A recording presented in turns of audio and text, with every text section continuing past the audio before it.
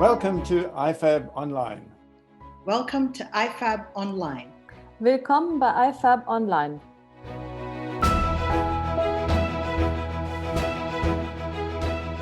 Good afternoon, everyone, and welcome to the IFAB Asia-Africa Fundraising Colloquium.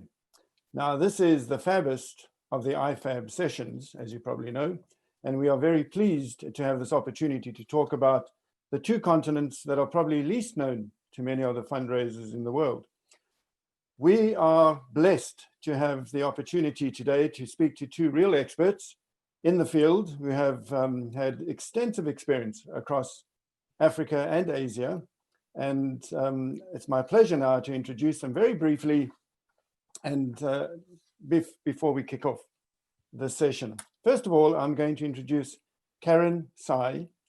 Karen Tsai has extensive experience in Africa.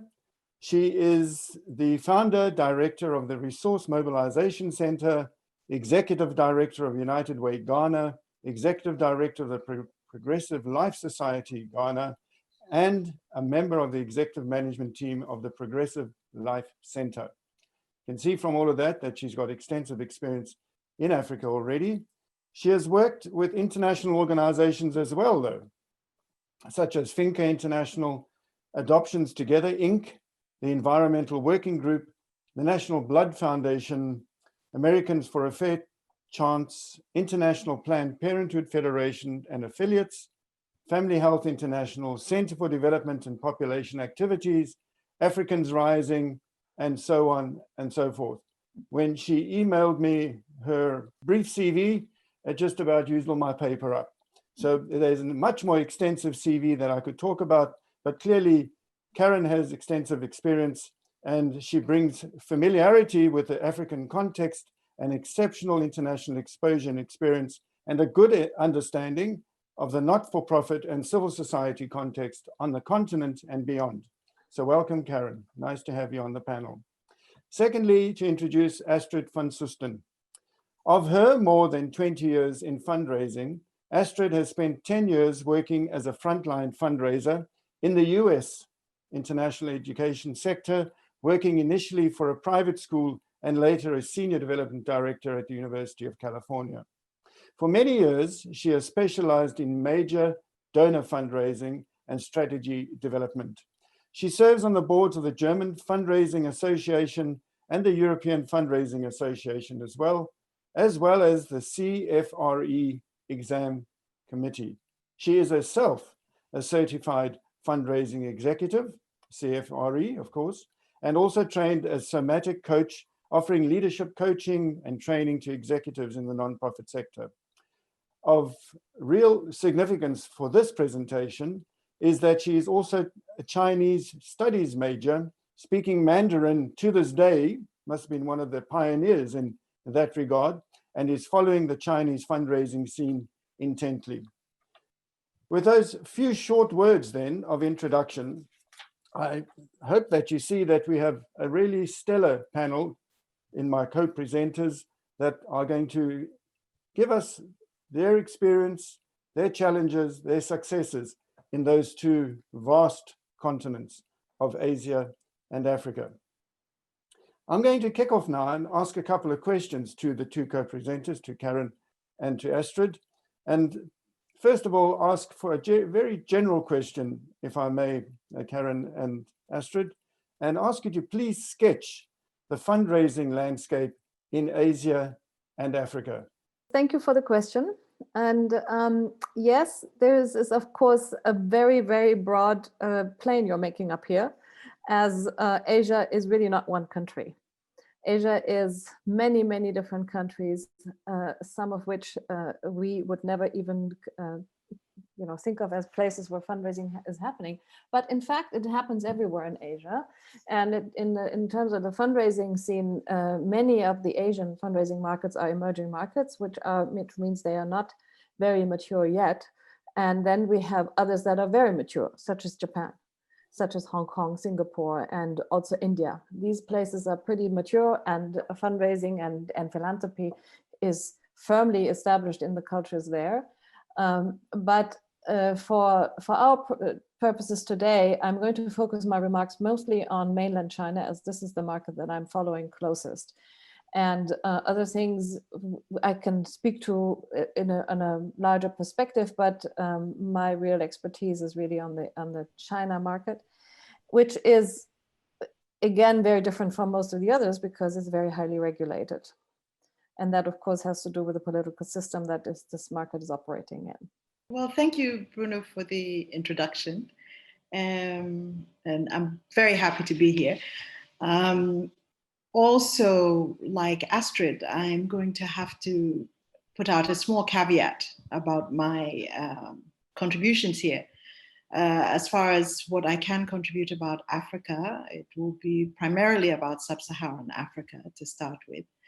And I will ask the participants, the listeners, to keep in mind that Africa, very much like Asia, is not one country, as they know. It's 54 countries, each with a very distinct culture, and an even more distinct culture of philanthropy and fundraising. I would say that if I can make some broad sweeping statements about fundraising in Africa, the one thing that I can say is that philanthropy and fundraising are very much a part of the foundational culture of all the countries, all the ethnic groups on the continent. Individual giving, community giving, and as one of my colleagues from the Africa Philanthropy Network said at an Aroxa meeting several years ago, his name is Tendai Morissa, he was the CEO of Trust Africa. He says that crowdfunding existed in Africa before we were glimmers in the eyes of our parents. Crowdfunding, as you know, is used for funerals, weddings, academic support throughout the continent. More recently, of course, we are talking about the role of big business in fundraising and philanthropy, corporate engagement, social investment, and of course the whole business of having to develop innovative mechanisms to sort of marshal the support of big business in philanthropy across the continent. I do think it's important to note that religious giving is a huge element on the continent currently. It's probably the religious networks put together across the continent are probably the largest donors continentally. As I was sort of preparing for this, I was looking through different documents and different articles written by different people. And I came across an article by Carl Manlon, published by Wings. And he was talking about the changing trends in African funding. And he pointed out data-based and online giving is becoming increasingly important, perhaps as a function of the COVID-19 pandemic. But even previous to that, it had started. It's not a popular mechanism at this point, but it is becoming increasingly important. Another thing I think that our participants might be interested in hearing about is the fact that across sub-Saharan Africa, fundraising is only just gaining recognition as a professional and strategic element of an organizational strategy or a business plan.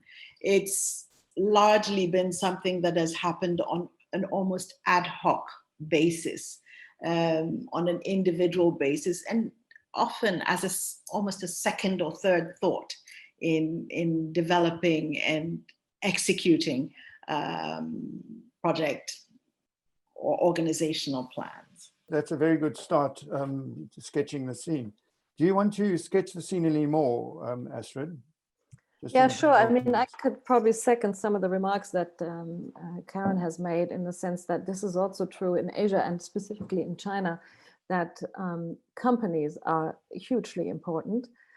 they, as different from many other markets, actually are responsible for about 67% of total of donations on the Chinese market, which is astronomically different from most other countries that we know of, and certainly the so-called Western industrialized nations, you know, where company giving is or corporate giving is fairly small in numbers and individual giving is very high. At the same time, of course, individuals are really also emerging in China big time, and in two ways.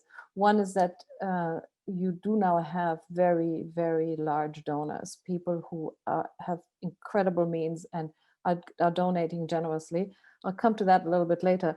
But I also want to pick up a bit about digital fundraising or digital donations, you know, which is huge in China. In fact, everything and every donation, basically, except for the very large ones, goes via the internet. The platforms are provided by the large digital companies such as Tencent and Alibaba and WeChat, and you basically do your donations like you do your shopping. And it's a little bit similar to what you can nowadays find on Amazon, you know, where you can choose your charity that you want to donate, what they give to, but you can also actually make your own donation via their platforms, which is rather interesting. And digitalization has gone so far that even homeless people who are on the street begging for money do this with a cell phone. Wow. So you actually you send money to them via WeChat, and this is how you can support them. So this is quite advanced in that regard, you know. And obviously this again goes to the highly regulated market. So Chinese authorities rather prefer to have it this way than to not know what's going on. That's an excellent foundation to start off from. Thanks for that. And some interesting kind of nuggets, I think, to take away. Let's drill a little deeper then, having had that foundation from which to build. What would you say are the major advantages of fundraising in Africa and in Asia? In Africa, what could be construed as an advantage at this point is that, as I said earlier, philanthropy and fundraising is an integral part of the social fabric of community in Africa, pretty much across the continent. And so giving is expected and recognized as something that as individuals and good corporate citizens, we must do. This does help in fundraising. Of course, there are also several different causes, several easily identified causes and packaging for causes that makes it easier to fundraise on the continent, I would guess. But that being said, I don't think these are things that are not existent in other communities, in Asia, for example. So while it may at first appear to be an advantage, it actually isn't, because there's a large universe of entities that are seeking funds, all with the same advantages. So then it kind of becomes a bottom line rather than an advantage in fundraising matters. That's good, Karen. Okay. Thank you. Astrid? Yeah, I would say probably the largest advantage is that many of them are emerging markets. So philanthropy is developing, and different from places like the US, where philanthropists themselves are extremely sophisticated in how they expend their money. Here, I think the chances for fundraisers are to really, help philanthropists form a vision of what it is that they want to accomplish, which is very much the role of a fundraiser as a facilitator between need and wishes of people who have the means to give more than others. So in that regard, I think there's opportunity and advantage, if you will.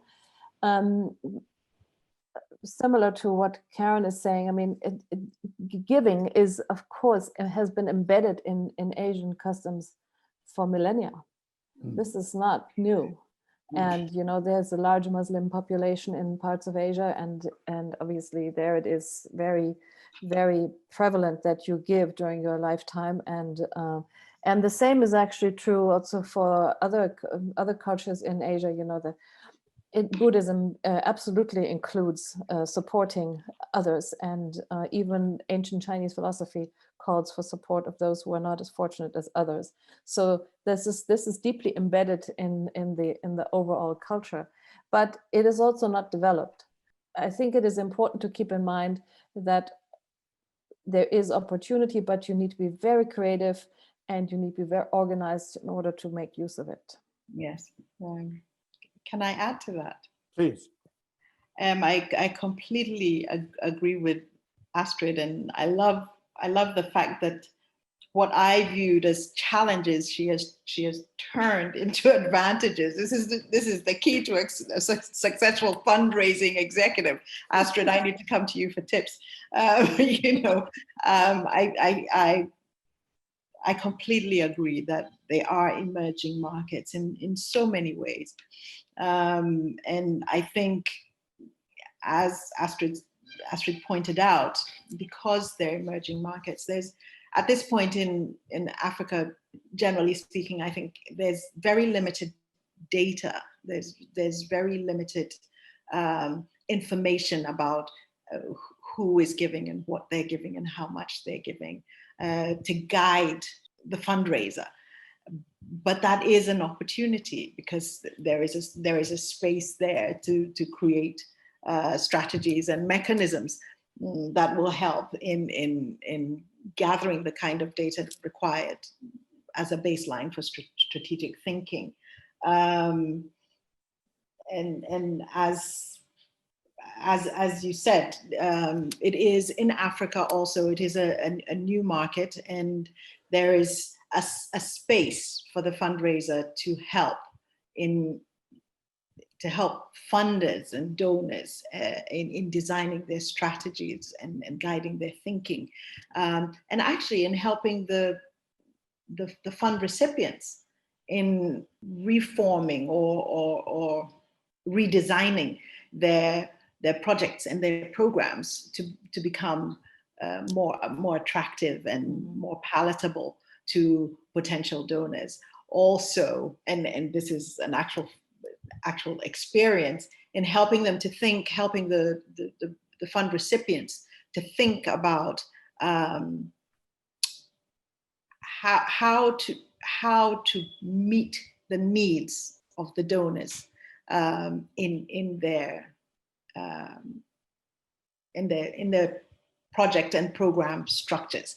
In other words, donors, as everybody participating in this meeting probably knows, donors they all give for a reason. Every donor wants something from their donation, and it is the job of the fundraiser and the fund recipient to identify what those wants and needs might be and design their projects and their programs and their operational plans in ways that meet the needs of the donors, thereby making themselves more attractive. Let me pick up on that point very briefly, because hopefully it's something that Astrid can also comment on. I mean, it is true to say that in Africa, there are a number of real standout causes that every large grant maker and foundation is aware of, and corporates and so on. You know, things like food security, for example, you know, basic education, access to public health, water, and so on and so forth. So there is a plethora, I suppose, of different organizations, grant-making organizations and philanthropists internationally that see that as being worthwhile causes. Is that an advantage in Africa, or is it both a curse and a blessing? I'll take a page out of Astrid's book and make it a positive. I think increasingly African countries, and actually the continent as a whole, is developing mechanisms to deal with the what are called competition between the plethora of causes and the competing needs of the organizations that are trying to meet these causes. I think the governments are setting up funds, organizations are setting up, what should I call them? Collaboratives, thematic collaboratives. And I think referring back to something that Astrid said earlier, there are some causes that do receive a little bit of money from different government revenue generation mechanisms.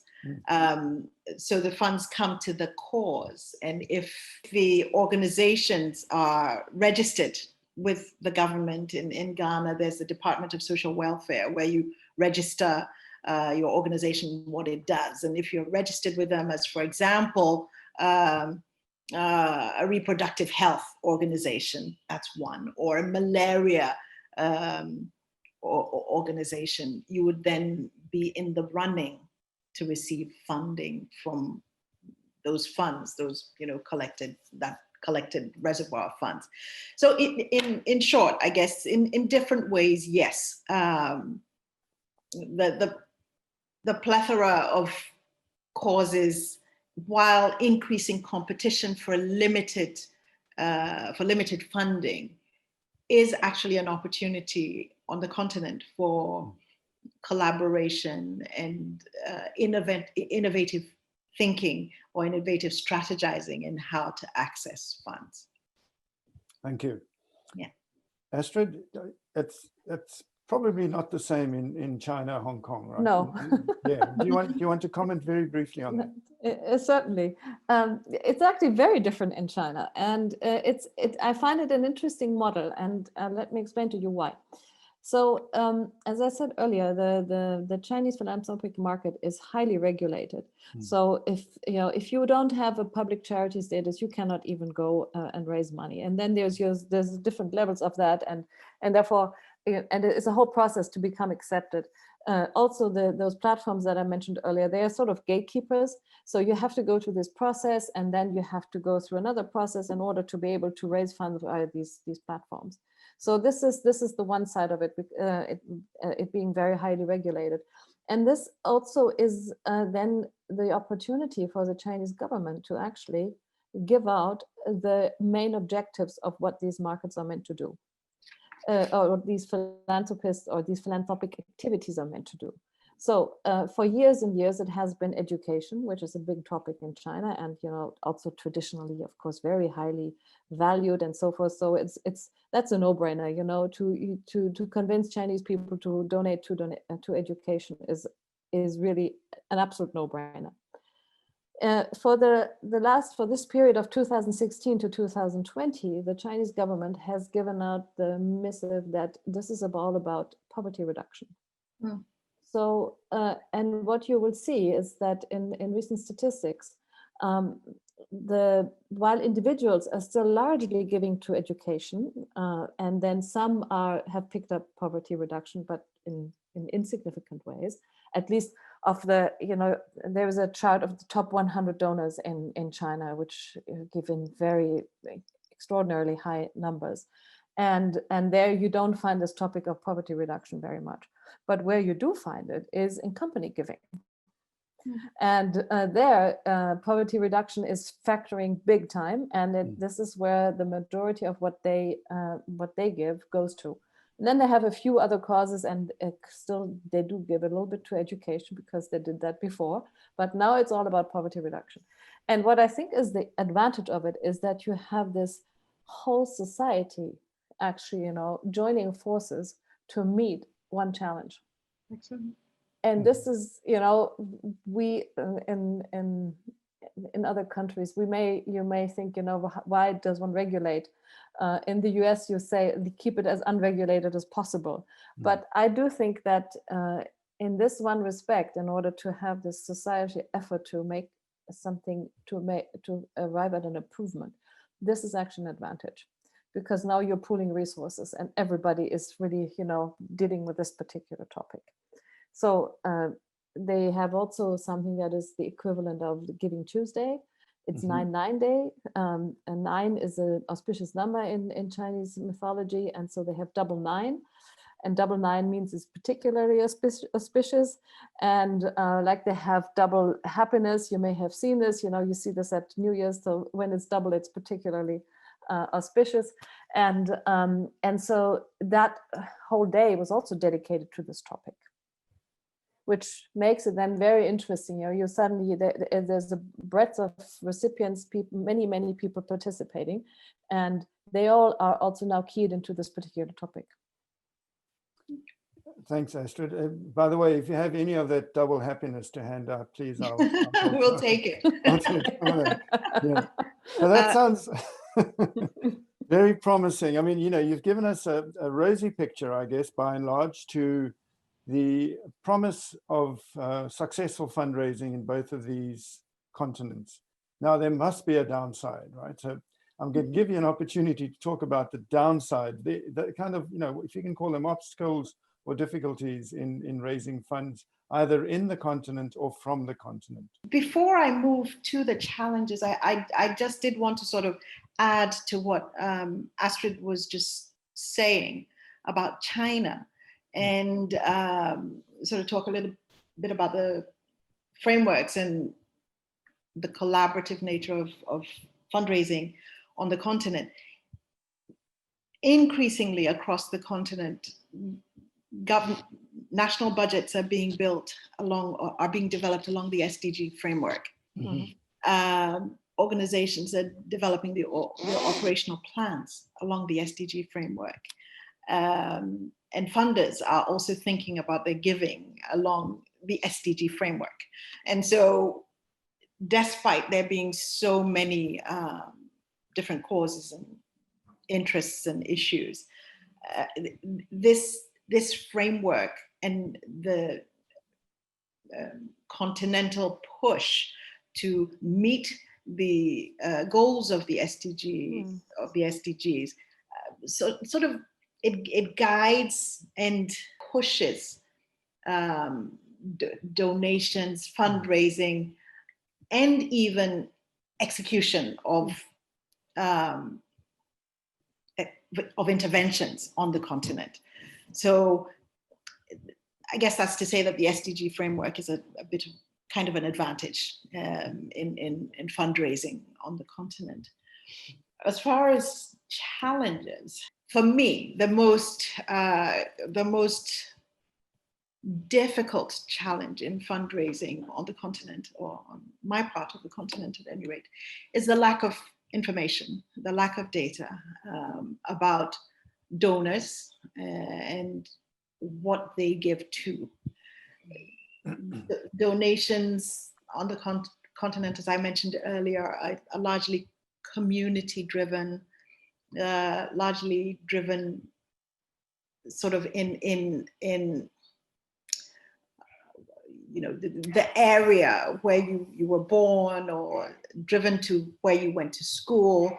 And so it becomes a little bit difficult to then move donors from those interest areas to the broader needs that are sort of highlighted by the SDGs and that kind of thing. So that would be two things: the lack of data about donors and what they're giving to, and the community and the community-focused nature of donations or philanthropy on the continent. To me, those are the two main challenges. Thank you. Astrid?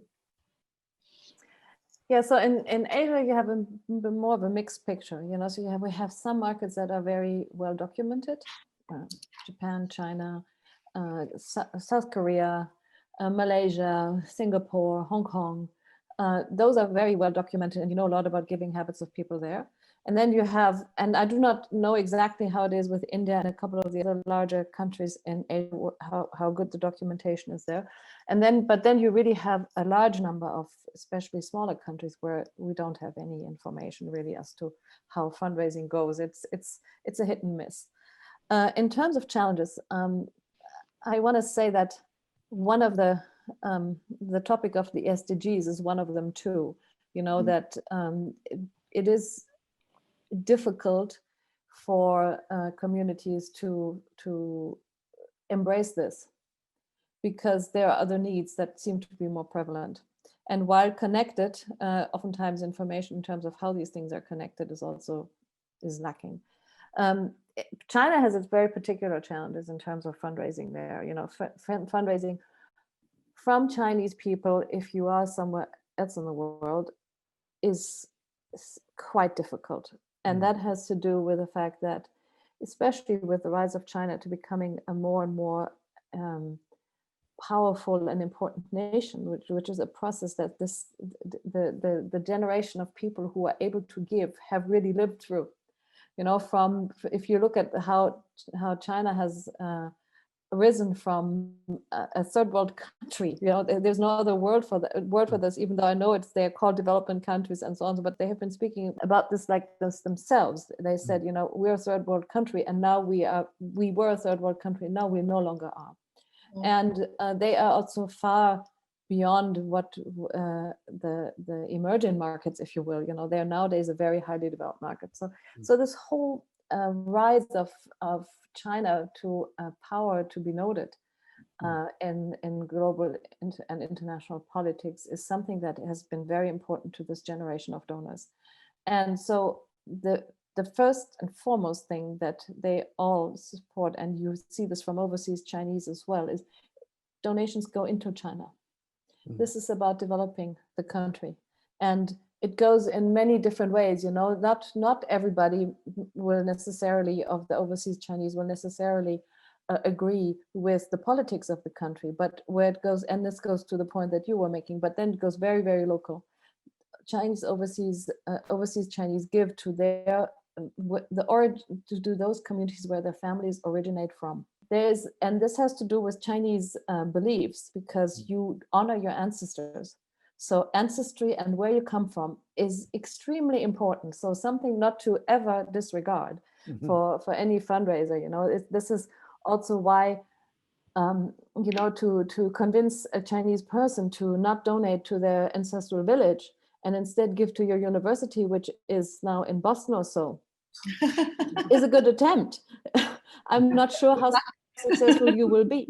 You know, and then, you know, there's maybe now another generation of overseas Chinese who have really been very successful in .com. Let me call it for simplicity's sake, in the .com area, and have made significant fortunes.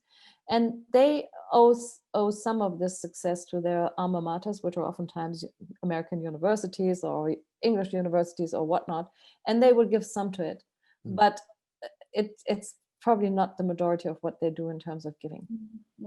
So, and then when you, as a foreign organization, you want to go into China to raise money, it becomes really complicated because foreign NGOs are not allowed to raise money in China by law. So they've passed a new law, and this now firmly prescribes that foreign organizations are not allowed to raise money in China.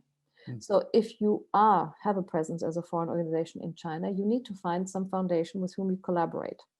And then all the giving goes to this particular foundation. And this foundation then needs to have the public charity status, and needs to have, you know, have performed properly at this, and needs to prove every other year that they are still performing according to standard and so forth. So they will also be very careful as to who they take on, because this might be dangerous for them as well. So there's a big caveat. I have a friend who's actually raising money in Southwest China, and he works for a foreign organization, and they are raising money for preschools. And he writes to me occasionally and says, oh, it's been going like this and that. And, you know, then he asked me, do you know anybody who is willing to give some money for preschools in China? I said, difficult, but I'll think about it. You know, but he speaks specifically about this. He says every time that he identifies somebody to give, he has to go through this process. But he's been also quite successful. So over the last 15 years, he's raised something along the lines of 12 million euros, which is also not bad. And they have funded along the line of about 50 preschools in Southwest China. So I don't want to discourage people. I just want to make sure that everybody's aware there's several loops to jump through in order to be able to do fundraising inside of China.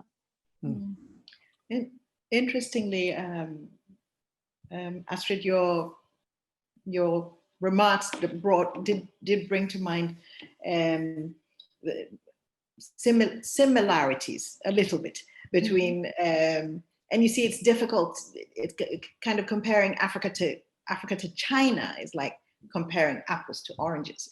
At best. Yes. Probably apples to papayas. Or yes. so. Now, or maybe grapes. I think Africa would be the grapes and China would be the orange. You know, because it's several different regulatory systems, several different cultures, several different. They're all at different stages in their philanthropy and fundraising journey.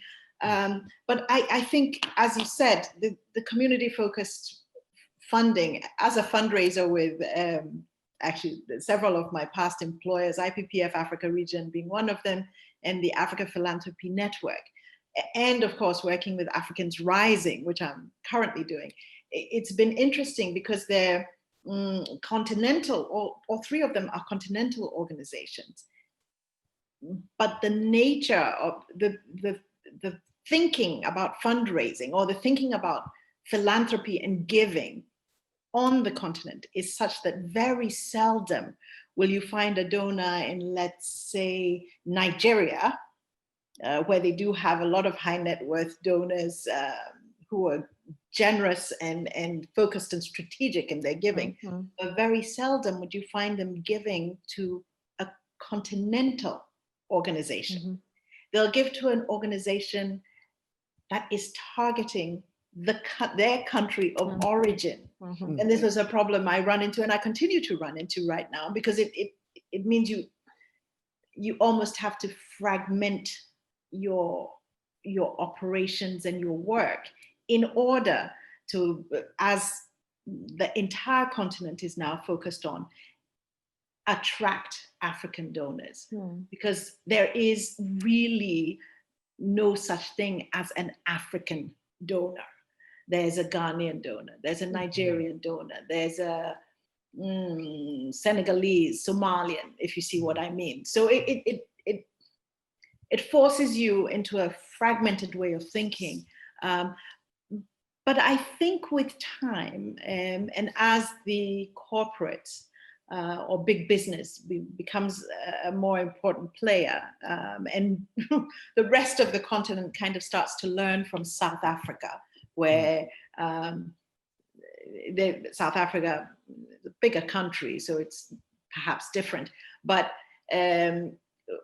we're going to start seeing more continental businesses funding continental activities. Right. We have 10 minutes left, so I'm going to hone in on two. It's gone very fast. I'm going to hone in on two last questions. The first one is about, very specifically to do with practicalities. We're all aware of the so-called fundraising cycle, prospect, research, identification, cultivation, solicitation, and the ask and the money comes in.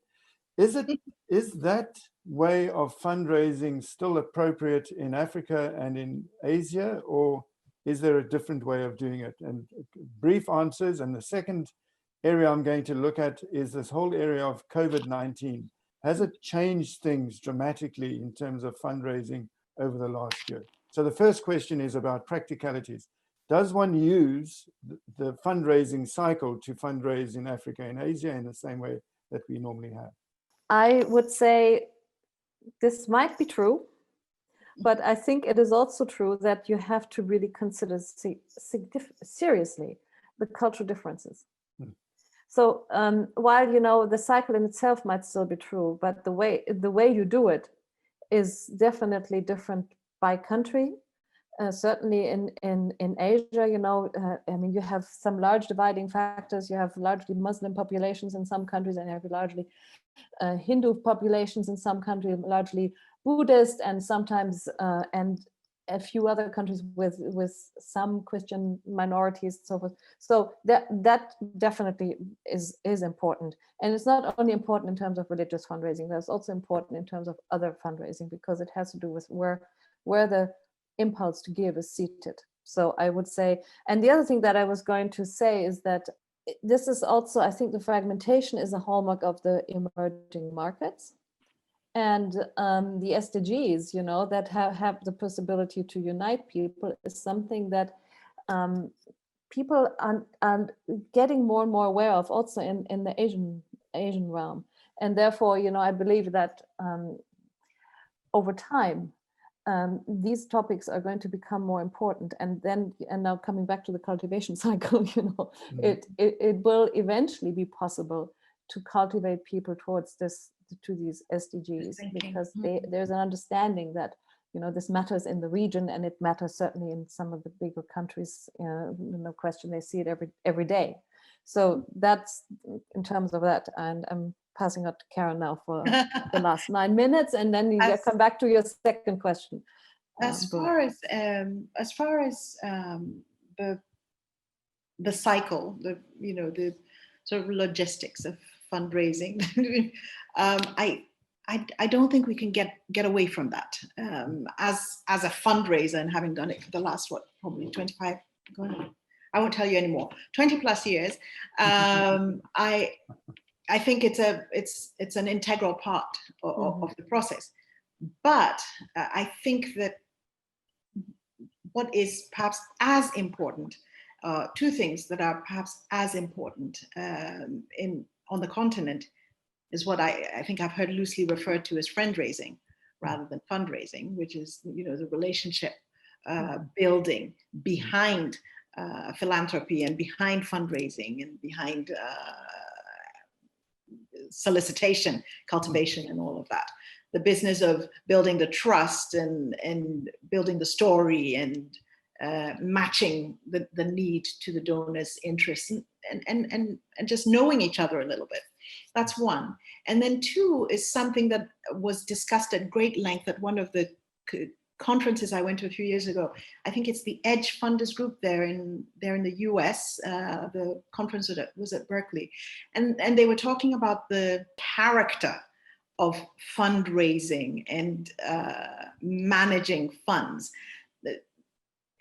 Over a period of time, large swathes of beneficiaries have been left out because of the requirements of the donors. You need 4 financial reports. You need to have a specific number of employees. You need to be able to generate a certain report at a certain time, or you need to generate more reports than the money you're getting is worth. That kind of thing has knocked a whole swathe of very valid and important causes off the fundraising turntable. So I think those are two things that are of importance to think about. Brilliant. Right, now we can't ignore the fact that we're living in a strange world, in a strange time. So let us spend a little time in the last 7 or 8 minutes talking about the way in which, if any, and how COVID-19 has affected fundraising in Asia on the one hand and Africa on the other. Okay. So in China, to be very clear, it hasn't affected fundraising because it doesn't exist. So there has been the time when the pandemic first broke loose, when of course, you know, a lot of help was needed, and again, overseas Chinese pitched in, and they really helped to provide, you know, all sorts of materials that were needed in order to help the many patients in the Wuhan region specifically. But then, of course, they had this very intense shutdown, and my brother-in-law actually lived through it. He lives in northeastern China right now, and he lived through it, and it was very intense and very radical. And according to Chinese authorities, this has completely squelched the virus. So you have little outbreaks, but in very insignificant numbers in the outer parts of China, basically in the Western regions, because they are not so Chinese, and that's about it. It doesn't happen so much there's not this particular effect of COVID on the fundraising abilities. But what is also true is that, others report that, of course, food insecurity has become huge in Asian countries. Vietnam, for example, has completely dropped its rice production during the shutdown, and therefore, now there's many are no longer provided with food. And you can easily see how such fact would have a ripple effect on everything to do with the third sector in such a country. That when the basics fall out at the bottom, everything else is affected. But no specific numbers on it. Unfortunately, I can't help with that. Thanks, Astrid. Karen? Despite the trajectory of the pandemic on the continent, which has not been as steep, I believe, as in other places, COVID has had a huge effect on fundraising, and in some ways good and in some ways bad. COVID has, what should I say? It's resulted in a kind of coming together where businesses are donating large amounts of money to government to support their efforts to protect the populace and to make sure that people have water and have food, and it is actually mostly water and food, and to get us back to work. This was primarily during the lockdown, or is during the lockdown period. Ghana, for example, is not on lockdown anymore to the same extent. So immediately the focus on supporting the government and supporting the poor has dissipated. That being said, as far as a fundraiser, I feel that the virus has diluted the mission focus of fundraising across the board. I feel that over the last 6 months, we've stopped thinking as fundraisers and leaders of development work. We've stopped thinking about development work. We've stopped thinking about poverty reduction, and we've stopped thinking about reproductive health and education and so on. And we're talking about COVID-19. And as a fundraiser, I can't say it causes me sleepless nights, but I do wake up in the morning sometimes thinking, how are we going to move the narrative to join COVID-19 to the other development focus points, to the other development agendas that are still there, and have been hugely impacted by COVID, women's empowerment, the girl child, education, reproductive health. We know these, we know the issues. I think, Bruno, you listed quite a few of them earlier on. But they have been pretty much, what's the word I'm looking for? Covered.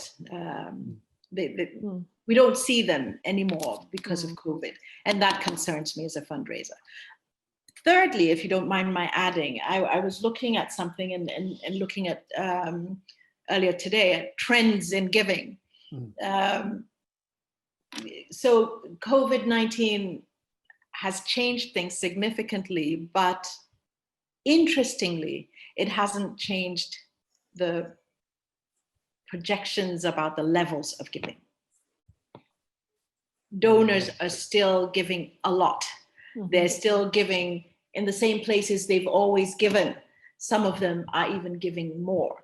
But I think the problem is that their giving is now targeted to COVID-related work, if that makes sense. That makes perfect sense. In fact, what has come out for me is the complicated and complex nature of the work that we do. You know, it's always seen as being something that doesn't carry much weight, but it is a calling. I really do believe that those of us that do this work do it because we want to make a difference in the world, and that we are special kinds of people that devote ourselves to doing this in a business-like and professional manner, as good as any profession and any other business. It's just different. And the fact that, you know, the complexities that are involved in our work, I think is seldom comes through as well as it has come through on the discussion on these two vast continents that are so different, and both between each other and within each continent. So I'm going to give the opportunity for a couple of final thoughts that you might have thought of during the course of the session, of, you know, anything that has come out from the other speaker that you might want to comment on, or anything that you suddenly remember that, I'd like to talk about this briefly. I just want to share a few observations on the Chinese fundraising market, because I'm finding them interesting. We did not speak so much about individual donors, but there are some interesting trends there, in the sense that you know, we have about 1 in 5 of the world's billionaires nowadays lives in China. The largest donor in 2019 was a woman, which I find important to note. Her giving was to education, and some other unspecified items, as it's being told, so can't say what it is, but I found that in itself very interesting. Among this group of the 100 top philanthropists in China is about 1/3 who are women, which I'm also finding rather interesting. We would probably not find the same ratio in other countries. There's also some interesting trends in terms of monthly giving, which is something that has not been prevalent in China at all. And they have, you know, and when you basically did your giving, as I described before, on those platforms, whenever you shopped something, you might consider to give something. You know, you may have, but there was no regularity in it. It's now emerging, and it's emerging among younger donors, which is also an interesting fact, I find. You know, that here we would, in Germany at least, and in the US it's the same, you know, it's the elderlies who think about monthly donations, because they don't forget, essentially, you know, and to make it just convenient for them. I would qualify for one of those, you know, so I don't forget, you know, it's just deducted from my bank account and fine. In China, it's the other way around. It's the younger donors where this emerges, and I found that quite surprising. I also want to share a couple of other little things. So I did talk about the beggars who raise money via cell phone. There's also some interesting organizations in China, something that is called a gongo, which is actually a government, not owned, but government operated NGO. So, also very interesting. A government-operated, non-government operation organization, and then of course, you know, there are all sorts of other NGOs in the country there too. But I thought that is kind of it's kind of interesting. It's unusual and a little bit amusing. And last but not least, I want to say that in China, well, there's one thing that is very interesting, and this is, you do talk about money. So not as it is in Western cultures so much that we don't talk about money. There you do talk about it. Money is and wealth is seen as auspicious. You know, the wealthy, the people are wealthy because they did well and they did good, and so there's a connection seen between this. And you know, when I lived in China, one of the things that you would always hear is, what was the price of this? When you had something, they looked at your book, they looked at a gadget or whatever, they would ask, what did it cost? And they would talk about this. So this is the one thing. The other thing that Chinese people love to talk about is food. So they always greet each other by saying, did you eat already? Food, all right, well, big topic. It's almost lunchtime. So let's go to Karen, do you want to? Just very, very briefly, I think one of the things that one of the trends that I'm seeing in the last perhaps 5 years, that is especially, perhaps less, that is especially interesting to me, is across the continent, the desire for Africa to support itself. Since time immemorial, we've been funding our development work from external sources, ODA from the USAID, DFID, that kind of, actually, and even individual donors off the continent. I must add that a lot of funding does come from Africans in the diaspora in the form of remittances. But increasingly across the continent, we're encouraging ourselves to focus on funding development work, development efforts on the continent in an effort to strengthen or enhance the voice of Africa at the table where the development agendas are being developed. If you're not a part of it, you can't really speak to it. And well, it's difficult. And, given some of the challenges that we've outlined in this conversation, it is happening. And I'm excited to say that I'm a part of that. In making that effective, in getting Africa to, as several leaders have spoken about, to become an Africa without aid, although I'm not exactly sure what that means because we're not there yet. But I think an Africa that plays a part in developing its own aid is perhaps what we're talking about. We do need to focus on strengthening and creating networks on the continent. And when I say networks, I mean continental networks, such as the Africa Philanthropy Network, from country to country, with countries talking to each other about the problems they're facing and learning from each other. And we need to develop continental strategies for fundraising. Actually, global strategies for fundraising. Star Ghana, I don't know if you've heard of it. Star Ghana is one of our foundations, newly formed foundations in Ghana, that is founded as a legacy of, I think it's perhaps a 10-year donation from external donors who, as Ghana gained, middle income status, they all started to pull out of funding development. It's a whole political conversation about why and how, but they started to pull out. And as a function of pulling out, they agreed that they didn't want to leave a vacuum in that space. And so they decided to fund the startup of a foundation. To me, that's the kind of strategic, collaborative strategy that we need to be thinking more about as far as fundraising on the continent. This has been a wide-ranging and really interesting conversation for me, and I have no doubt that whoever views our discussion is going to find it equally so. I therefore thank you, Astrid. Thank you for your inputs and your insights. Karen, likewise, for your particular views in an area that many people won't know anything about. And we look forward to welcoming all of the participants in viewing our discussion on the 18th of November.